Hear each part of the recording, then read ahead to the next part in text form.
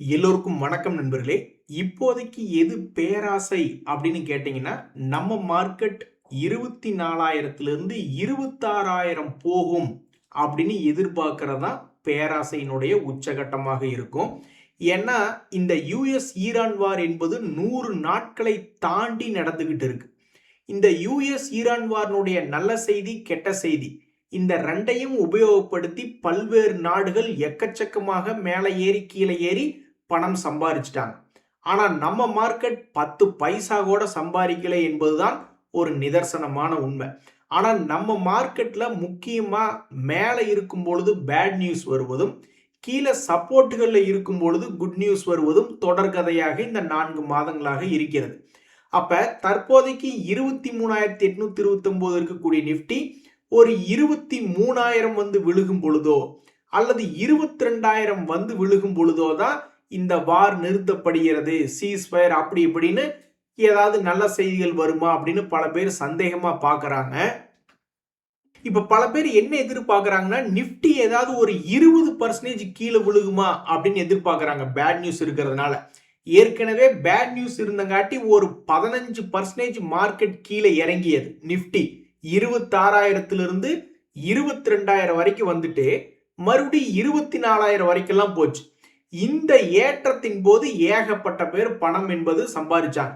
But இப்போதைக்கு market ரொம்ப சுமாரா இருக்கு. அதனால இப்ப நிறைய பேர் என்ன எதிர்பார்க்கறாங்கன்னா, இதுக்கு முன்னாடி 15% இறங்கின மாதிரி இன்னொரு 20% என்பது இறங்கி ஒரு 19,000 பக்கத்துல வந்து விழுகாதா அப்படின்ற மாதிரி ஆசைப்படுறாங்க. சோ இப்ப பேட் நியூஸ் இருக்கிறதுனால நிப்டி வந்து ஒரு 20% இறங்கி 19,000 போகுமான்னு பல பேர் ஆசைப்பட்டாலும் அவங்க ஆசையில மண்ணு விழுகிற மாதிரி ஃபாரினர் செல் பண்ணாலும் நம்ம மியூச்சுவல் ஃபண்ட்ஸ் வந்து பயங்கரமா கவுண்டர் அட்டாக் பண்றாங்க. அவங்க எவ்வளவு வித்தாலும் நம்ம ஆளுக தொடர்ந்து வாங்குறாங்க. இன்னைக்கு கூட எஃப்ஐஎஸ் வந்து 2,765 கோடி என்பது கேஷ் மார்க்கெட்ல செல் தான் பண்ணியிருக்காங்க. ஸோ ஒரு பக்கம் நம்ம மியூச்சுவல் ஃபண்ட்ஸ் மார்க்கெட்டை கீழே விடாம சமாளிச்சுக்கிட்டு இருக்காங்க, இன்னொரு பக்கம் எஃப்ஐஎஸ் தொடர்ந்து வித்துட்டே இருக்காங்க. இப்படி இருக்கக்கூடிய சிரமமான மார்க்கெட்ல லாஸே இல்லாத ஒரு ட்ரேடிங் ஸ்ட்ராட்டஜி அப்படின்ற மாதிரி பல பேர் என்ன பண்றாங்கன்னா, மியூச்சுவல் ஃபண்ட்ஸை ரொம்ப நம்புறாங்க. எப்படியும் மியூச்சுவல் ஃபண்ட்ஸ்கள் வந்து மார்க்கெட்டை பெருசா கீழே விட மாட்டாங்க. 3 வருஷமா ஃபாரினர்ஸ் விற்கிறத செல்லிங் அந்த அப்சர்வ் பண்ண தெரிஞ்ச மியூச்சுவல் ஃபண்ட்ஸுக்கு இன்னொரு 3 வருஷம் வித்தா கூட அப்சர்வ் பண்ண முடியாமையா போயிடும் அப்படின்ற ஒரு கான்ஃபிடன்ஸ் பல பேர்த்துக்கு. முதல்ல லாஸே வரக்கூடாது அப்படின்ற ஸ்ட்ராட்டஜியில் என்ன பண்ணுவாங்கன்னா, ஃபண்டமெண்டலி ஸ்ட்ராங்கான ஷேர்ஸ் எடுப்பாங்க. அந்த கம்பெனி க்ளோஸ் ஆகாமல் இருக்கணும், நல்லா லாபம் பண்ணணும், அதனால திரும்பி பழைய ஹையை வந்து தொற்றுவோம் அப்படின்ற மாதிரி நினைப்பாங்க. இப்போ கூட சமீபத்தில் பஜாஜ் ஆட்டோ மேலே ஏறி வந்தானே, பஜாஜ் ஃபைனான்ஸ் அப்படின்ற ஷேர் கீழிருந்து மேல் நோக்கி ஏறி வந்தானே. இங்க பாத்தீங்களா, பஜாஜ் ஆட்டோ தன்னுடைய லோ பிரைஸ்ல இருந்து ஆல்மோஸ்ட் 6,500 இருந்து இப்ப 12,000 பக்கத்துல வந்திருக்கு. பஜாஜ் ஃபைனான்ஸ் என்பதுமே சமீபத்தில் 800 ரூபாய் ரேஞ்சில இருந்து தற்போது 1000 வரைக்கும் திரும்பி வந்திருக்கு. ஆனா மார்க்கெட் சரி இருக்காதனால இது எல்லா பங்குகளிலுமே வேலை செய்யல. இன்னும் ரிலையன்ஸே திரும்பி மேல வரல. அவன் என்ன மூணாந்திர கம்பெனியா? கிடையாது. ஹெச்டிஎஃப்சி பேங்க்குமே இன்னும் தன்னுடைய பழைய ஹையை திரும்பி வந்து பிடிக்கல. ஸோ அந்த ஷேர் எடுத்தவங்க எல்லாம் இப்ப லாஸ்ல தான் இருப்பாங்க. அவங்களுடைய அவசரத்துக்கு இன்னும் ஸ்டாக் மார்க்கெட்ல லாபம் என்பது வரல. சில பேர் என்ன பண்ணுவாங்கன்னா, கீழே விழுக விழுக ஆவரேஜ் பண்ணி ட்ரேடிங்ல லாஸே இல்லாத மாதிரி ப்ராஃபிட்டுக்கு திரும்பி வரக்கூடியது பல பேர் பண்ணுவாங்க. இப்ப அதுக்குமே ஒர்க் அவுட் ஆக மாட்டேங்குது. எவ்வளவு பணம் போட்டாலும் சில பங்குகள் தான் திரும்பி மேல வர்றான், மற்றவன்ல அப்படியே சுமாரா தான் இருக்கு.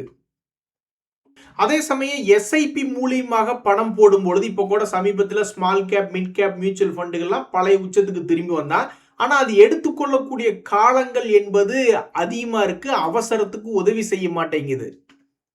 பட் இருந்தாலும் லாபகரமாக லாங் டேர்ம்ல இந்த எஸ்ஐபி மூலியமாக இது வந்து ஒன்னு லாபம் என்பது இருக்கு. ஸோ நிப்டியை கீழே விடாம இந்த டிஏஎஸ் தாங்கி பிடிக்கிறதுனால நிறைய பேர் என்ன பண்றாங்கன்னா, இந்த நிப்டியில கவர்டு கால் ஸ்ட்ராட்டஜி போன்றதுல எல்லாம் உபயோகப்படுத்துறாங்க. ஸோ ஒரு உதாரணத்துக்கு இந்த நிஃப்டி பீஸ் மூலியமாகவோ அல்லது மற்ற மியூச்சுவல் ஃபண்டுகள் மூலியமாகவோ ஒரு லாட் சைஸ் 65 குவான்டிட்டிக்கு ஈக்குவலாக எடுத்துக்கிட்டு இந்த ஃபியூச்சர்ஸ் அண்ட் ஆப்ஷன்ஸ்ல சில ஸ்ட்ராட்டஜிஸ் போடுறாங்க. இந்த மாதிரி கவர்டு கால் ஆப்ஷன். ஏன் அப்படின்னா அது இப்போ பிப்ரவரி மாசத்துல எடுத்து பார்த்தீங்கன்னாலும் இதே அளவுல தான் இருந்தான், இப்பவும் அதே அளவுல தான் இருக்கான். பெருசா இறங்கினாலும் திரும்பி மேலே வந்துடுறான், மேலே போனாலும் மறுபடியும் திரும்பி கீழே வந்துடுது. அப்போ ஒரே இடத்துலயே சுத்தி கொண்டிருக்கிறது. அதனால இப்போதைக்கு இந்த மியூச்சுவல் ஃபண்டுகள் பண்ற வேலையை பார்த்துட்டு மார்க்கெட்டை கீழே இறக்க விடாம பண்ணிக்கிட்டு இருக்காங்க அப்படின்ற விஷயத்தை பார்த்துட்டு பல ட்ரேடர்கள் தற்போதைக்கு லாஸே இல்லாத ஒரு ட்ரேடிங் ஸ்ட்ராட்டஜியாக நிஃப்டி இண்டெக்ஸ்ல பொசிஷன் எடுத்து வச்சுக்கிட்டு அதுக்கப்புறம் சில கால் ஆப்ஷன்களை வித்துட்டு இந்த கவர்டு கால் ஸ்ட்ராட்டஜி என்பது ஒரு லாஸை மிக குறைவாகவோ அல்லது லாஸை இல்லாத ஒரு ஸ்ட்ராட்டஜியாகவோ இருக்குமா அப்படின்ற மாதிரி பல இடங்கள்ல பார்த்துக்கிட்டு இருக்காங்க. நீங்க யாராவது இந்த மாதிரி கவர்டு கால் ஆப்ஷன் ஸ்ட்ராட்டஜி என்பது யாராவது பண்ணிக்கிட்டு இருந்தாலோ அல்லது இந்த மாதிரி ஃபண்டமெண்டலி ஸ்ட்ராங் ஸ்டாக்ஸ் எடுத்து வச்சு லாஸ் இல்லாமல் அப்பப்போ ஒரு 3 மாசத்துக்கு ஒருக்கா, அதுக்கு நீங்க 3 வருஷம் கழிச்சு நான் லாஸ்ல இருந்து வெளியே வந்தேன் அப்படின்றதெல்லாம் கணக்கு கிடையாது. குறைஞ்சபட்சம் ஒரு குவார்டர்லி ரிசல்ட்ல இருந்து 2 குவார்டர்லி ரிசல்ட் 6 மாசத்துக்குள்ள ரிசல்ட் என்பது வேணும். அப்படி இல்லைன்னா நீங்க ஆட்டோமேட்டிக்காவே லாங் டேர்ம் இன்வெஸ்டர் ஆயிருவீங்க, ஒரு ஷார்ட் டேர்ம் ட்ரேடர் கிடையாது. அல்லது ஆவரேஜ் அவுட் பண்ணி கடந்த 6 மாதத்தில் எந்த விதமான நஷ்டம் இல்லாம, ஆனா எஸ்ஐபி பத்தி கணக்கு நீங்க சொல்லக்கூடாது, ஏன்னா எஸ்ஐபி பெரும்பாலும் லாபகரமாக அமைஞ்சிரும். ஸோ இது போன்ற 3 ஸ்ட்ராட்டஜிகளை சமீபத்தில் செய்து கடந்த 6 மாதத்திற்குள் உங்களுடைய நஷ்டங்களை பூரா மீட்டெடுத்திருந்தால் கமெண்ட்ல பதிவிடுங்க எந்த ஸ்ட்ராட்டஜி உபயோகப்படுத்தினீங்க அப்படின்ட்டு. நண்பர்களே, உலக அளவுல தங்கம் ட்ரேட் ஆகிறத பார்த்துட்டு தங்கம் வைத்திருப்பவர்களுக்கு ஆபத்தா, மேலும் சரியுமா அப்படின்ற மாதிரி ஒரு பதட்டத்துல பல்வேறு தங்கத்துல முதலீடு பண்ணவங்க இருக்கிறாங்க. முதல்ல இந்த மாதிரி அவங்க பதட்டப்பட மாட்டாங்க. கோல்டினுடைய விலை இறங்குச்சுன்னா ஆஹா இன்னும் அதிகமான கோல்டு வாங்கி வைக்கலான்னு சந்தோஷமா இருப்பாங்க. ஆனா இப்ப நிறைய பேர் கோல்டுல பதட்டமா இருக்காங்க. ஏன் அப்படின்னா முதல்ல கோல்டு வாங்கும்போது தேவைக்களவா வாங்குவாங்க. ஓகே, பொண்ணுக்கு 20 பவுன் வேணுமா, 50 பவுன் வேணுமா, 100 பவுன் வேணுமா அப்படின்ற தேவைக்காக வாங்குவாங்க. சப்போஸ் தங்கத்தினுடைய விலை கீழே குறையும் போது சரி கம்மியான விலைக்கு போய் வாங்கலாமேன்னு சந்தோஷப்படுவாங்க. ஆனா இப்ப என்ன ஆச்சுன்னா தங்கத்தினுடைய விலையில கொண்டு போய் முதலீடு பண்ணி அதன் மூலியமாக கோடிக்கணக்கில் சம்பாதிக்கணும் அப்படின்ற ஒரு காரணத்தினால. ஏன் அப்படின்னா ட்ரம்ப் அவர்கள் வந்து விட்டதுனால நாட்டில் இல்லை, இந்த உலகத்துல பல குழப்பங்கள் வந்துருச்சு. அப்புறம் அமெரிக்காவில் இருக்கக்கூடிய பல்வேறு ஹெட்ஜ் ஃபண்ட் முதலீட்டாளர்கள் என்ன சொன்னாங்கன்னா, சரி வேற வழி இல்லை, இந்த ப்ரீஷியஸ் மெட்டல்ஸும் ஒவ்வொருத்தருடைய போர்ட்போலியோலையும் ஒரு 10 to 20% இருக்க வேண்டிய சூழ்நிலைக்கு நம்ம வந்துட்டோம். ட்ரம்ப் என்ன செய்வார் ஏது செய்வார்னு தெரியல அப்படின்ற மாதிரி அங்க அமெரிக்கால பல்வேறு ஹெட்ஜ் ஃபண்ட் முதலீட்டாளர்கள் மற்றும் பல்வேறு அனலிஸ்டுக்கு பேசினாங்க. ஒவ்வொருத்தருடைய ஃபைனான்ஸ் போர்ட்போலியோலையும் கோல்டு இருக்கணும்ட்டு. அதை வச்சுக்கிட்டே இந்த கோல்டு வந்து மிகப்பெரிய அளவில் அப்படியே பணம் டபுளுக்கு மேலே ஆயிடுச்சு. டபுளுக்கு மேலே ஆனோடனே பல பேர் வந்து ப்ராஃபிட்டை புக் பண்ணாங்க. அதுவும் இல்லாமல் இந்த ஈரான் வார் வந்ததுனால பல்வேறு வளைகுடா நாடுகள்லேயே தங்கத்தை சேல்ஸ் பண்ணக்கூடிய நிலைமைக்கு வந்துட்டாங்க, அவங்களுடைய வருமானம் கம்மி அப்படின்ற ஒரு தகவலும் பரவியது. அதனால தற்போது ஸ்டாக் மார்க்கெட்ல என்ன சொல்லுவாங்க அப்படின்னா, இந்த கோல்டு ஸ்பாட், உலக அளவுல கோல்டு ஸ்பாட்னுடைய டெக்னிக்கல்ல டெத் கிராஸ் ஓவர் அப்படின்னு சொல்லுவாங்க உலக அளவுல. அது வந்து ஒரு டெக்னிக்கல் இண்டிகேட்டர். இது வந்து எந்த மாதிரியான ஒரு புரிதல் அப்படின்னா, கோல்டினுடைய விலை இன்னும் கீழே போகலாமா அப்படின்ற மாதிரி ஒரு எதிர்பார்ப்பு இந்த சிக்னலுக்கு பேரு. ஆனா அது நடக்குமா இல்லையான்னு யாருக்கும் தெரியாது. ஸோ இப்படி கோல்டினுடைய விலை டெத் கிராஸ் ஓவராக மாறியுள்ளதால், ஒரு பீரி சென்டிமெண்டாக மாறியுள்ளதால் தற்போது கோல்டினுடைய விலை சரிந்து விடுமோ அப்படின்னு தங்கத்தில் முதலீடு செய்திருப்பவர்கள் கொஞ்சம் வருத்தப்படுறாங்க. அதே தங்கத்தை தேவைக்காக வாங்கினவங்க யாரும் பயப்படல. ஸோ இதுதான் நண்பர்களே தங்கத்தை பற்றிய மிக முக்கியமான செய்தி. ஆனால் உலக அளவில் இந்த மாதிரி ஒரு டெத் கிராஸ் ஓவர் என்பது வந்திருந்தாலும் நம்ம நாட்டில் இன்னும் தங்கத்தினுடைய விலை, கோல்டு பீஸ்னுடைய விலையெல்லாம் 200 days மூவிங் ஆவரேஜ் கீழே கொண்டு வரல. ஏன்னா நம்மளால ஒரு வித்தியாசமான ஆளுங்க. கேட்டா எங்களுக்கு கோல்டு வாங்கறதுக்கு டிமாண்ட் இருக்கு அப்படிம்பாங்க. இல்லைன்னா வெளிநாட்டில இருந்து கோல்டுகளை நம்ம இறக்குமதி பண்ணும் பொழுது அப்ப விலை என்பது ஏற்றமாக உள்ளது, அது போக பல்வேறு வரி உள்ளது, அதனால் விலை ஏறி இருக்கு அப்படிம்பாங்க. எப்படி பார்த்தாலும் 200 டேஸ் மூவிங் ஆவரேஜ் கீழே வீக்கானா கீழே தானே கொண்டு போகணும் அப்படின்னா அப்படிலாம் கேட்கறது இல்லை. உலக அளவில் ஒரு மாதிரியும் நம்ம இந்தியாவில் ஒரு மாதிரியும் கோல்டுக்கு டிமாண்ட் என்பது ஓடிக்கொண்டிருக்கிறது. ஸோ இப்போ இருக்கக்கூடிய நிலைமையிலிருந்து டக்குன்னு கோல்டு மேலே வருமா அல்லது கீழே தொடர்ந்து போகுமா என்பதுதான் மிக முக்கியமான கேள்வியா இருக்கு. ஸோ இந்த கோல்டு பிரைஸ்ல டெத் கிராஸ் ஓவர் அப்படின்ற ஒரு பீரிய சென்டிமெண்ட்டை பத்தி தான் செய்தி. நண்பர்களே, இந்த ரயில்வே துறையில தொடர்ந்து ஆர்டர்கள் கிடைக்குது அப்படின்ற செய்தி வந்து கொண்டிருந்தாலும் நம்ம ஷேர் மார்க்கெட் ரயில்வே துறை பங்குகளை மதிக்க மாட்டேங்குது. ஏன்னு தெரியல. இந்த ஆர்பிஎன்எல் அப்படின்ற பங்கு கூட சமீபத்தில் இந்த 2026ல எப்பெல்லாம் 200 டேஸ் மூவிங் ஆவரேஜ்லேருந்து விலகி வந்து கீழே விழுந்ததோ அதுக்கப்புறம் ஒவ்வொரு முறையும் அதனுடைய வாழ்க்கையில ஒரு சிறிய லாபம் என்பது கொடுத்து கொண்டுதான் இருந்தது. இப்போ வந்து பாத்தீங்கன்னா மறுபடியும் அதே மாதிரி 200 டேஸ் மூவிங் ஆவரேஜ்ல இருந்து தற்போதைய நிலைமையில பார்க்கும்போது ஆல்மோஸ்ட் ஒரு 21% சீப்பா வந்து ட்ரேட் ஆயிட்டு இருக்கான். இதுக்கு முன்னாடி ஒரு முறை மார்ச் மாசத்துல இப்படிதான் ஒரு 24% கீழே விழுந்து சீப்பா ட்ரேட் ஆயிட்டு இருந்ததுக்கு அப்புறம் 200 டேஸ் மூவிங் ஆவரேஜ் வரைக்கும் திரும்பி போனான். இப்போ மறுபடியும் அதே மாதிரி ஒரு 22% கீழே விழுந்து கிடந்திருக்கக்கூடிய இந்த நேரத்தில் திரும்பி 200 டேஸ் மூவிங் ஆவரேஜ் தொட போகுதா அல்லது சரிவு என்பது தொடர்ந்து வருதா என்பது பொறுத்திருந்தா பார்க்கணும். ஆக மொத்தம் கீழே விழுந்து கிடக்கக்கூடிய இந்த ஆர்பிஎன்எல் ஷேருக்கு ஒரு பூஸ்ட் என்பது இங்கிருந்தே வருமா அல்லது இன்னும் சில காலம் கீழே போய் விழுந்துட்டு அப்புறம் வருமா என்பது பொறுத்திருந்து தான் பார்க்கணும். ஆனா ஒண்ணுங்க, இதுக்கு முன்னாடி ஒர்ஸ்ட் கேஸ் சினேரியாவாக இந்த வருஷத்துல ஒரு 25% விழுந்துட்டு மேலே ஏறி இருக்கா. இப்போ ஒரு 23% 200 டேஸ் மூவிங் ஆவரேஜ் தள்ளி வந்து வெளியே விழுந்திருக்கா. இது வந்து பல ஸ்மார்ட் மணி கான்செப்ட்காரங்களுடைய கண்ணை உறுத்துதா என்பது பொறுத்திருந்து தான் பார்க்கணும். அதே மாதிரி இன்ஃப்ராஸ்ட்ரக்சர் சம்பந்தப்பட்ட பங்கு இன்னும் மேல் நோக்கி ஏறாத பங்கு அப்படின்றதுல இந்த என்சிசி லிமிடெட் அப்படின்ற ஷேர் ஒன்னா இருக்கு. இதுக்கு முன்னாடி இந்த பங்கு மிக மோசமாக இந்த வருஷத்துல தன்னுடைய 200 டேஸ் மூவிங் ஆவரேஜ் வந்து 26% கீழே விழுந்துட்டு நல்ல அற்புதமான ஏற்றமா இருந்தது. தற்போதைக்கு எவ்வளவு சீப்பா இருக்கான்னா ஒரு 16% சீப்பா இருக்கான்.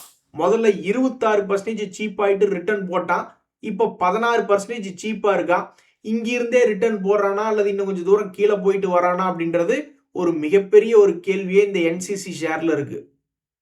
லாபம் செய்யக்கூடிய பங்குகள் என்னைக்காவது கீழேருந்து ஒரு ரிட்டர்ன் போடுவான். ஆனா அது எப்ப போடுவான் அப்படின்றதான் தெரியாது. எவ்வளவு தூரம் இறங்கிட்டு அதுக்கப்புறம் திரும்பி ரிட்டர்ன் போடுவான் அப்படின்றதும் தெரியாது. இந்த எஸ்கேஎஃப் இந்தியா இந்த வருஷத்துல செஞ்சிருக்கக்கூடிய ஒரு வேலை நல்ல வேலை என்ன அப்படின்னு பாத்தீங்கன்னா மிக மோசமா ஒரு 27% என்பது தன்னுடைய 200 டேஸ் மூவிங் ஆவரேஜ் வந்து கீழே இறங்கிட்டு அப்புறம் ஒரு 20% மேல லாபம் என்பது சம்பாரிச்சு கொடுத்துருந்தான். இப்ப இருக்கிறதுலே ஒரு ஒஸ்ட் கண்டிஷன் எவ்வளவு சமீபத்தில் இறங்கியிருக்கு அப்படின்னு பார்த்தோம்னா ஒரு 16%. என்ன எல்லாம் மேட்சிங்கே இறங்கி மேட்சிங் ஏறி இருக்கானுங்க. இதே மாதிரிதான் இதுக்கு முன்னாடி பார்த்த சில பங்குகள்ல ஒரு 26% இறங்கிட்டு ஏறி இருந்தா இப்ப எவ்வளோடா இறங்கி கிடக்குறேன்னு பார்த்தா சில பேர் 16% இறங்கி இருந்தா இப்ப இந்த எஸ்கேஎஃப் இந்தியாவும் தன்னுடைய 200 டேஸ் மூவிங் ஆவரேஜ்ல இருந்து 16% என்பது தள்ளி ட்ரேட் ஆயிட்டு இருக்கு. இதுல இந்த எஸ்கேஎஃப் இந்தியால வந்து அவங்களுடைய மார்ஜினுக்கு பிரஷர் இருக்கா, இருந்தா அது தற்காலிகமா அப்படின்றது ஒரு முக்கியமான கேள்வி. ஏன்னா சேல்ஸை இன்க்ரீஸ் பண்ணாட்டியும் பரவாயில்ல, பட் ப்ராஃபிட் மார்ஜின் ரொம்ப எஃபிஷியண்டா வேலை பார்த்தோம்னு வச்சுக்கோங்களேன், அப்ப என்ன ஆகும், அதிகமான ப்ராஃபிட் மார்ஜின் என்பது கிடைக்கும். இதுக்கு முன்னாடி 25% 19% என்பதெல்லாம் மார்ஜின் வச்சு கொண்டிருந்த இந்த எஸ்கேஎஃப் இந்தியா தற்போது போன கடைசி குவார்டர்ல Q4 ரிசல்ட் சீசன்ல வெறும் 6% என்பது காமிச்சிருக்கு. என்னப்பா இது, கும்பா குட்டியிலிருந்து குஜானா குட்டி ஆகலாம், அது தப்பு கிடையாது. பட்சே ஒரு குஜானா குட்டி கும்பா ஆகக்கூடாது அப்படின்ற மாதிரி ப்ராஃபிட் மார்ஜினை விட்டடிச்சிருச்சே. யோசிச்சு பாருங்க, திடீர்னு உங்களுக்கு சம்பளம் இப்போ ஒரு 5 லட்சம் வந்துகிட்டு இருக்கு, ஆனா இப்போ உங்களுக்கு 1 லட்சம் தான் சம்பளம் வருதுன்னா எவ்வளவு கொடுமையா இருக்கும். ஸோ அந்த மாதிரி தான் இந்த எஸ்கேஎஃப் இந்தியாவில் வந்திருக்கக்கூடிய மார்ஜின் ப்ரெஷர் தற்காலிகமா இல்லையா என்பது பொறுத்திருந்து பார்க்கணும். இந்த நேரத்தில் இந்த வருஷத்திலேயே 2வது முறையாக மிகவும் ஒஸ்ட் கேஸாக 16% தன்னுடைய 200 டேஸ் மூவிங் ஆவரேஜிலிருந்து தள்ளி வந்து விழுந்துள்ளது இந்த எஸ்கேஎஃப் இந்தியா. நண்பர்களே, இந்த டிக்சன் டெக்னாலஜிஸ் என்னாச்சுன்னு தெரியுங்களா? அது வந்து எலக்ட்ரானிக்ஸ் மேனுஃபேக்சரிங் செக்டர்ல ஒரு லீடராக இருந்த பங்கு. அது வந்து தன்னுடைய 200 டேஸ் மூவிங் ஆவரேஜ் என்பதை தாண்டி ட்ரேட் ஆகி கொண்டிருக்கிறது. இப்ப இந்த நேரத்துல இதே செக்டர்ல இருக்கக்கூடிய இந்த பிஜிஎல் அப்படின்ற ஒரு பங்கு ஒரு காலத்துல மிகப்பெரிய ஒரு மல்டி பேக்கர். அப்படி இருந்த இந்த பிஜிஎல் அப்படின்ற பங்கு தன்னுடைய மல்டி பேக்கர் தகுதியை இழந்து 1000 ரூபாயிலிருந்து வெறும் 400 ரூபாய்க்கு சரிவடைந்த பின்பு 200 டேஸ் மூவிங் ஆவரேஜை பல முறை தாண்ட முடியாத ஒரு கும்பா குட்டி அப்படின்னு பெயர் வாங்கிய பின்பு இப்ப சமீபத்தில் ஒரு மாதமாக 200 டேஸ் மூவிங் ஆவரேஜுக்கு மேல ட்ரேட் ஆயிட்டு இருக்கு. ஸோ டிக்சனுடைய வாழ்க்கையில நடந்த மாதிரி இந்த பிஜிஎல் ஷேர்னுடைய வாழ்க்கையில நடந்து 2025 ஹைக்கு திரும்பி போனா கூட ரொம்ப தூரம் போக வேண்டியது இருக்கு. ஸோ இந்த பங்கினுடைய வரக்கூடிய Q1 ரிசல்ட் சீசன் எப்படி வரும்? ஒரு 100 கோடி 150 கோடி அப்படி லாபம் கொடுத்து ஷேர் மார்க்கெட்டே திக்குமுக்காட வைக்குமா, இல்ல அது வழக்கமா பண்ணக்கூடிய 60 கோடி அப்படின்ற ஒரு சுமாரான ரிசல்ட் கொடுமா, வீக்கா இல்ல ஸ்ட்ராங்கா அப்படின்றத பொறுத்து இருந்து தான் பார்க்கணும். இந்த பிஜி எலக்ட்ரோபிளாஸ்ட்லயும் ஒரு சம்பவத்தை நீங்க கவனிச்சீங்க அப்படின்னா இது என்ன பண்ணிருக்குன்னா, ஒரு முறை 200 டேஸ் மூவிங் ஆவரேஜ்ல இருந்து ஒஸ்டா 27% கிராஷ் ஆனா, அதுக்கடுத்து அதே 27% எல்லாம் கிராஷ் ஆகல, ஒரு 21% கிராஷ் ஆனதுக்கு அப்புறமே ஒரு யூ டர்ன் என்பது போட்டுட்டான். இதனால பல ஸ்மார்ட் மணி கான்செப்டுக்காரங்க ஏமாந்து போய் கன்னத்துல கையை வச்சு கோந்திருப்பாங்க என்பதுல எந்த மாற்று கருத்தும் இல்லை. நண்பர்களே, இந்த நேரத்துல ரயில்வே செக்டர் அப்படின்றதுல இன்னொரு கண்ணை கசக்கி கொண்டு கீழே குமிஞ்சு பார்த்த மாதிரி நின்று கொண்டு இருக்கக்கூடிய பங்கு என்பது JWL.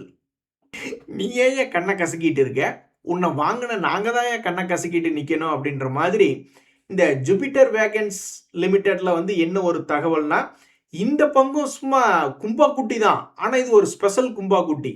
சமீபத்துல இது ஒரு 8 மாசத்துல ஒரு குறிப்பிட்ட லோ என்பது வந்திருக்கு. ஆனா அந்த குறிப்பிட்ட லோல இருந்து ஒரு முறை 2 முறை 3 முறை அப்படின்னு 3 முறை லாபத்தை சம்பாரிச்சு கொடுத்துருக்கு.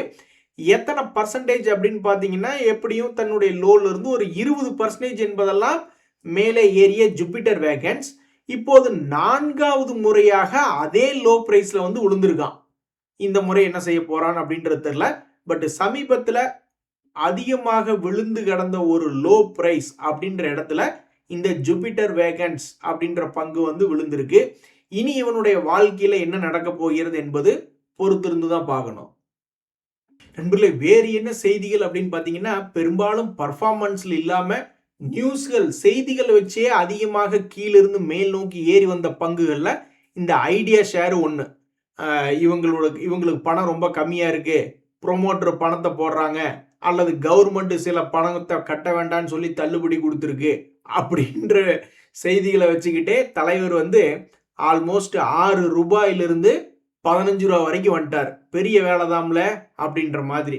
இதுல இன்னொரு சம்பவத்தை இவர் என்ன பண்ணாரு அப்படின்னு பாத்தீங்கன்னா, முக்கியமான ஒரு ஹையை தாண்டிய ஒரு பங்கு, ஒரு 12 ரூபாயில அவனால தாண்ட முடியாம இருந்த ஒரு இடத்தை தாண்டிய பங்கு அப்படின்ற ஒரு ரேஞ்சில் இந்த ஐடியா ஷேர் என்பது சுற்றி கொண்டிருக்கிறது.